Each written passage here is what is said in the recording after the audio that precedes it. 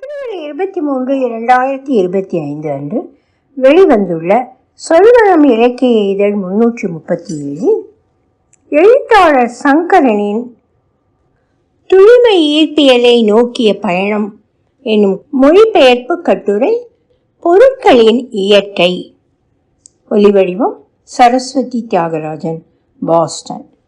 உலகம் உள்ளவரை லுக்ரீஷியஸின் நுண் சொற்களுக்கு அழிவில்லை. ஓவிட். டெமோக்ரிட்டஸின் எழுத்துக்கள் முழுமையாக அழிந்துபட்டதே பண்டைய நாகரிக அழிவின் ஆகப்பெரும் அறிவியக்க பெருந்துயரம். அவரது எழுத்துக்களின் மொத்த எண்ணிக்கையை பார்த்தால் பழமையின் மிக பெரும் அறிவியல் சிந்தனைகளை நாம் இழந்துவிட்டோம் என வருந்துவதில் எந்த தவறும் இல்லை. மிஞ்சியிருந்த அரிஸ்டாட்டிலிருந்தே மொத்த மேற்கத்திய சிந்தனையும் மீண்டெழுந்தது. டெமோக்ரிட்டஸிடமிருந்து இந்த மீட்சி தொடங்கியிருந்தால் நமது அறிவியக்க வரலாறு இன்னமும் மேம்பட்டதாக இருந்திருக்கும். நூற்றாண்டுகளாக ஆதிக்கம் செலுத்திய ஓரிரைவாதம் டெமோக்ரிட்டஸின் இயற்கைவாதத்தை விட்டு வைத்திருக்காது. கிறிஸ்தவமே தனது பேரரசின் ஒரே மதம் என தியோடோசியஸ் போயு 390 அறிவித்த பிறகு கொடூரமான பாகன்கள் ஒழிப்பு ஏதென்ஸ் மற்றும் அலெக்சாண்ட்ரியாவில் இருந்தது போன்ற பழமையான கல்வி நிலைகளை மூடுவது, கிறிஸ்தவ சிந்தனைகளுக்கு எதிராக நூல் பிரதிகளை அழித்தொழித்தல்கள் என மிக விரிவான திட்டமிடலுடன் அடக்குமுறைகள் நிகழ்த்தப்பட்டன. ஆன்மாவின் நித்தியத்துவம் அல்லது மூலவர் ஒருவரின் இருப்பை ஏற்றுக்கொண்டதால் மட்டுமே பிளேட்டோவும் அரிஸ்டாட்டிலும் பொறுத்து கொள்ளப்பட்டனர். டெமோக்ரிட்டஸ் நிச்சயமாக தப்பி இருக்க மாட்டார். இத்தனை பேரழிவுகளையும் தாண்டி முழுமையாக ஒரு பிரதி நம்மிடம் வந்துள்ளது. அதிலிருந்து பண்டைய அணுத்துவம், முக்கியமாக அறிவியல் நோக்கு குறித்தும் சிறிது அறிய முடிகிறது. லத்தீன் கவிஞர் லுக்ரீஷியஸின் பொருட்களின் இயற்கை என்னும் அற்புதமான பாடல் அது. லுக்ரீஷியஸ் டெமோக்ரிட்டஸின் சீடரான எபிக்யூரஸின் தத்துவத்தை ஏற்றுக்கொண்டவர். அறிவியல் நோக்கத்தை விட அறநோக்கிற்கு முக்கியத்துவம் அளித்த எபிக்யூரஸிடம் டெமோக்ரிட்டஸின் நுண்மை இல்லை. சில நேரங்களில் தனது ஆசிரியரின் அணுத்துவத்தை சற்று அதீதமாகவே பொருள் கொண்டு மொழியாக்கம் செய்திருக்கிறார். ஆனாலும் அப்தராவின் மிகச்சிறந்த தத்துவ ஞானியின் இயற்கை வாதம் குறித்த நோக்கோடு அவருடைய பார்வை ஒத்துப்போனது. தனது சொற்களில் எபிக்யூரஸின் சிந்தனைகளையும் டெமோக்ரிட்டஸின் அணுத்துவத்தையும் வலித்ததால் தான் இருட்கால பேரழிவில் இருந்து மகத்தான இந்த தத்துவங்கள் தப்பி பிழைத்தன. அணுக்கள், வானம், கடல் மற்றும் இயற்கை குறித்து பாடியுள்ள லுக்ரீஷியஸ் அறிவியல் சிந்தனைகள், தத்துவத்தின் கேள்விகள் மற்றும் மேம்படுத்தப்பட்ட வாதங்களை தனது ஒளிரும் சொற்களில் வெளிப்படுத்தி இருக்கிறார். விண்ணுக்கும் மண்ணுக்கும் இடையே தன்னியல்பான நகர்வோ அல்லது இறை திட்டத்தின் காரணமோ என நாம் நினைத்து விடாதபடி கதிரவனின் பாதையையும் நிலவின் பயணத்தையும் இயக்கும் விசைகளை பற்றி விளக்குகிறேன். பேரலைகளால் ஆன சமுத்திரமும் விண்மீன்களும் எதனால் ஆக்கப்பட்டுள்ளதோ அவற்றாலேயே தான் நாமும் ஆக்கப்பட்டுள்ளோம் என்கிற அணுத்துவ தரிசனத்தினால் விளைகின்ற மகத்தான ஒருமை உணர்வும் அதன் விந்தை உணர்வுமே இந்த காவிய அழகியலின் மையமாக இருக்கின்றன. விண்ணக விதையில் விளைந்தவர் நாம்.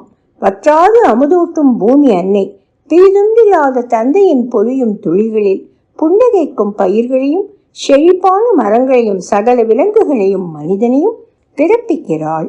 உண்டு பசியாறி மகிழ்ந்தவுடன் வாழ்ந்து குலம் செழிக்க உணவையும் படைக்கிறாள். கடினமான பழிகளை வேண்டி கடும் தண்டனைகளை வழங்கும் கிறுக்குத்தனமான தேவர்கள் யாரும் இல்லை என்னும் புரிதலால் விளைந்த ஒளிரும் கலை அமைதியை பாடல் வரிகளில் உணர முடியும். நின் வருகைக்கு முன் காற்றும் வந்த பின் மேகங்களும் விலகுகின்றன. கடலின் புன்னகையும் தனிந்த கதிரொளியுடன் அமைதியான வானமும் உனக்காகவே. நமது ஒருங்கிணைந்த வாழ்க்கை குறித்த முழுதேற்பு, வலியுணற்ற உடலையும் அச்சமும் துயரும் இல்லாது இனிமையை சுவைக்கும் மனதினையுமே இயற்கை வேண்டுகிறது என்பதை காணவில்லையா? எந்த ஒரு தீமையையும் அழித்துவிடும் தவிர்க்க இயலாத மரணத்தை அமைதியாக ஏற்றுக்கொண்டதன் வழியாக அது குறித்த அச்சம் விலகுவதையும் காணலாம். லுக்ரீஷியஸுக்கு மதம் அறியாமையின் சின்னம், சிந்தனையை ஒளிரும் வழிகாட்டி. நெடுங்கால புதைவாழ்வுக்கு பிறகு ஜனவரி 1497 போஜோ பிரச்சோலினி என்னும் பழங்கலை ஆய்வாளரால் இந்நூல் கண்டுபிடிக்கப்பட்டது. பல பாப்பரசர்களுக்கு செயலராக இருந்த போஜோ பிரான்சிஸ்கோ பெத்ரார்காவின் புகழ்பெற்ற கண்டுபிடிப்புகளுக்கு பிறகு பழங்கால நூல்களை வேட்டையாடுபவராக மாறியிருந்தார். அவர் கண்டுபிடித்த குவிண்டிலியன் பிரதி சட்டக்கல்வியை ஐரோப்பா முழுமைக்குமாக மாற்றி அமைத்தது. விட்ரூவியஸின் கட்டுமான கலை மீதான ஆய்வு கட்டுரை சிறந்த கட்டுமானங்களின் வடிவமைப்பு மற்றும் செயலாக்கத்தில் பெரும் பாய்ச்சலை கொணர்ந்தது.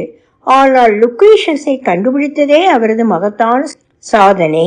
போஜோ கண்டுபிடித்திருந்த கையெழுத்துப்படி தொலைந்திருந்தாலும் அவரது நண்பர் நிக்கோலோ நிக்கோலி வைத்திருந்த இன்னொரு பிரதி இன்னமும் பிளாரன்ஸ் நகரின் பிப்ளியோ டெக்கா லாரன்சியாவில் பாதுகாக்கப்படுகிறது.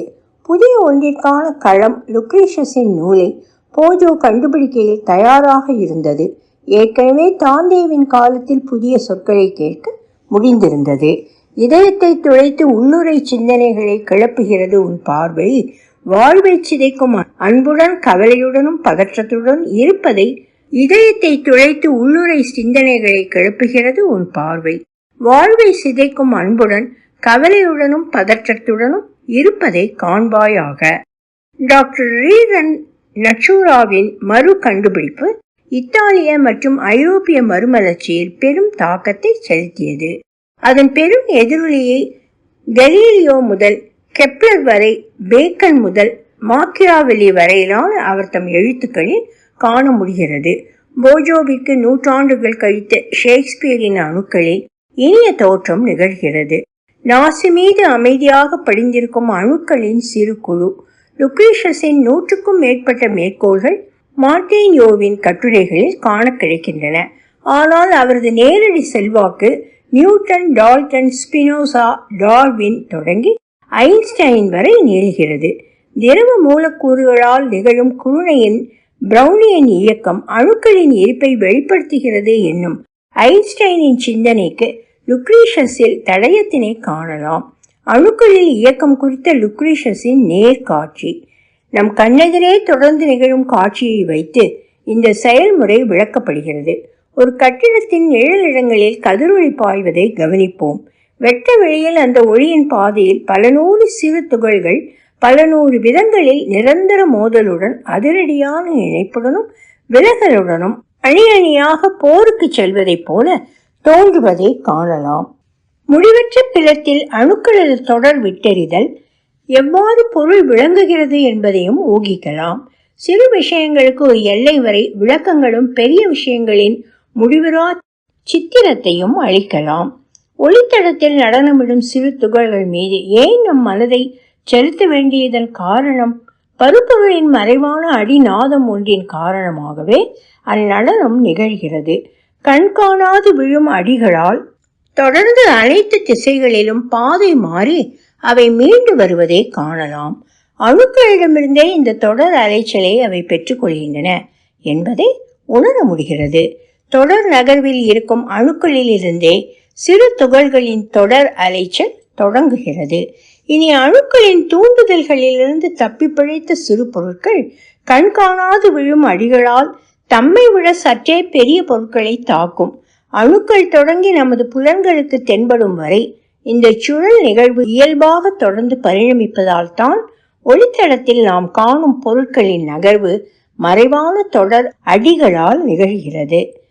டெமோக்ரிட்டஸில் கருக்கொண்டு லுக்ரீஷியஸில் வெளிவந்த நேர்காட்சியை உறுதியான கணித சமன்பாடுகளால் உயிர்ப்பித்த ஐன்ஸ்டைன் அணுக்களின் அளவினை கணித்தார். லுக்ரீஷியஸை தடுக்க முயன்ற கத்தோலிக்க திருச்சபை டிசம்பர் 1516 புளோரன்டைன் ஆயர் மன்றம் கல்விக்கூடங்களில் அவரை வாசிப்பதை தடை செய்தது.